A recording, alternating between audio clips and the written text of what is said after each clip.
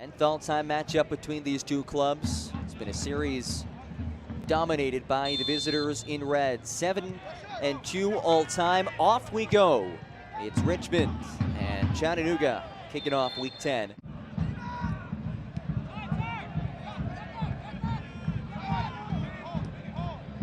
Moran slips it forward. It's Bolaños, and Saunders got a foot on it.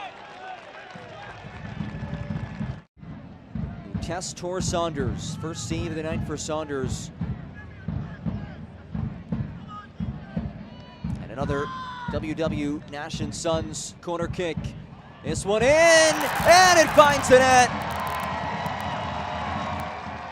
Nathan Awney, his first of this season. And the second-year Red puts his side up early. Off a tremendous service from Bryant. He leaps, he connects, and he dials up the first goal of the night on our Greenswell Growers replay. So another WW Nation Suns corner kick. Remember, just minutes ago, it was a 35th minute goal on this exact corner flag. Drilled in by Nathan Awney. Now on the backside, it's another one. And it's another 6'4" man, Jalen Chrysler. Ball in, beautifully played. And again, it is a 6'4" man. Tor Saunders' night. He got the start in favor of Carlos Aviles. Here's a takeaway, here's a chance. It's Bolaños wheeling and dealing off the foot of Saunders.